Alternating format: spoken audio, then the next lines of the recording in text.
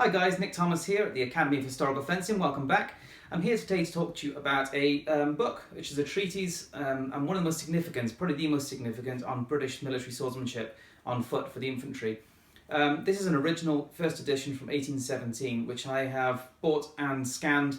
It's now freely available on our website, so if you go to the resources page on our website, it's linked below in the description. Go to the resources page, and the first thing you'll see at the top of the page is PDF of this with an introduction. If you go a bit further down, you're going to see other documents as well if you want to have a look at those. So yeah, go and check it out. And I'm now actually going to give you a bit of an introduction to it as well. Just wanted to let you know that it is available. Anyway, what you've got here is rules and regulations for the sword exercise, infantry sword exercise, published 1817. So this was actually published in February, so it's the 200th anniversary right now. Why is this significant? The reason it's significant is because this was the first officially accepted standard manual of exercise for sword combat on foot in the British Army.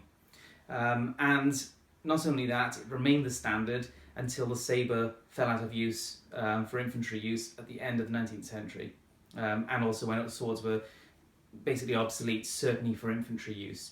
So, it's written by Henry Angelo, which is Henry Angelo the Younger, who is the son of the Angelo from the posters that I've showed you before, from 1799.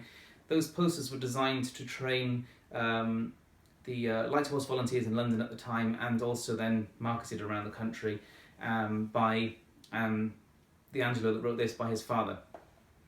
And when we do Sabre in the Club, we work from those Angelo posters as well as Roworth.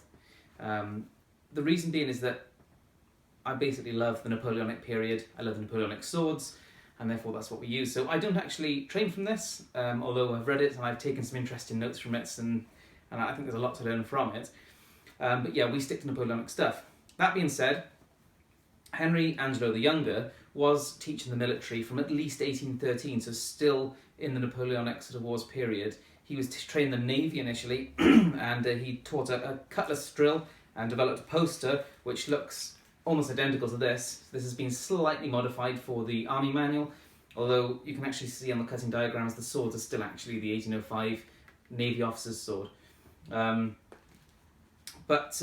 Yeah, so he was training the at least the Navy from that time, and we know he was training the Army from at least 1815, maybe a little bit earlier, but certainly from 1815 onwards. There's references to Angelo teaching the Army, and even from Wellington himself said about him teaching the Army.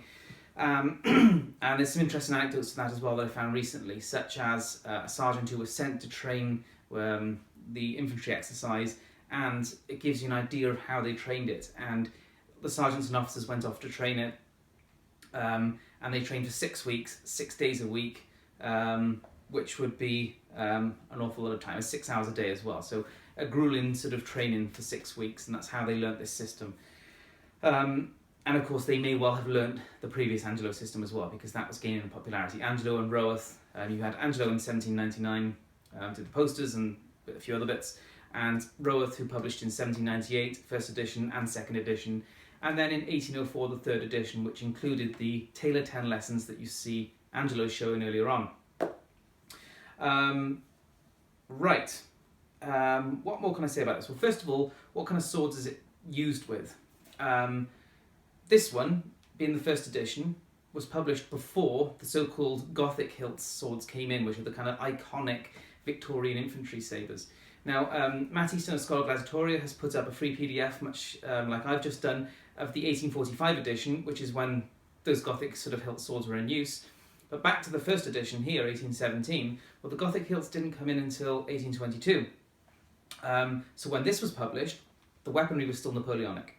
So that would be the spadroons, both pattern and non-pattern, the 1803 sabre, as well as regimental and non-pattern versions, and the Scottish broadsword. And then during the time that this was in use, the Gothic hilts were introduced as well. So that whole range of Napoleonic and post-Napoleonic swords were used according to this system. How does it really compare to what we do in terms of Napoleonic weaponry? Well, some of the terminology changes. It's codified and more disciplined and more structured, if you like, which is kind of what you'd expect as something evolves in a military system, particularly in that time period. So things like, in the earlier system we have numbered cuts, but in this one they've introduced numbered foot positions, numbered parries, numbered thrusts. So the foot positions, feet together like a slip position, is position 1, in a guard is position 2, and in a lunge is position 3. And the parries, rather than sort of naming a guard where you parry, when you make cut 1, you just parry 1 to defend against cut 1. You just parry 2 to defend against cut 2. So you can see where they're going with that. And the term parry is only used as the defense against thrusts. So that's changed a little bit as well. But all of that is just terminology. That's just how you actually teach the system. How does the system actually differ from the Napoleonic one, say from Angelo and Roas? Well, not an awful lot actually. There are a few things here and there, but the lunge and the slip is still in there. The guards are all still the same.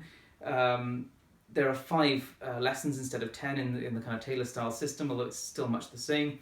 The cuts and the parries are the same. So you're talking about a few subtle differences. The main thing that has changed is just how it's taught in terms of training methods, not the end result of a fighting style. And the nice thing that is added as well is the balance motion stuff, which is to do with creating good body mechanics, which is quite nice. What else? Yeah, going on to sort of the history of it. Angelo put this out in 1817. It was officially accepted as the standard in 1817, and it lasted until the 1890s, as I said, when the sabre was dropped and a new system was introduced completely, when swords were already obsolete, really, especially for infantry use. There were other masters that published stuff, masters, fencers, enthusiasts, all sorts, from people like Hutton and Burton and Waite. There were quite a lot, some of which were successful and some weren't, but none were accepted as the standard system over Angelo until right at the end of the 19th century. And being as this Angelo's system, Angelo the Younger, is very, very closely related to his father's system, you've got kind of an influence or a standard system from Angelo for about 100 years of military swordsmanship, which is, on foot that is, which is almost the entire time period that patterned swords were in use for infantry sword combat. There you go.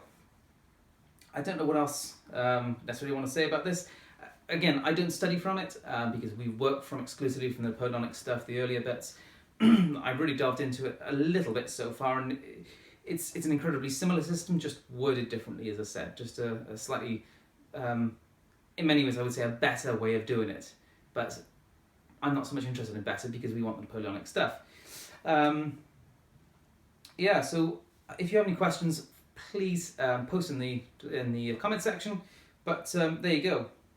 Henry Angelo's infantry sword exercise from 1817.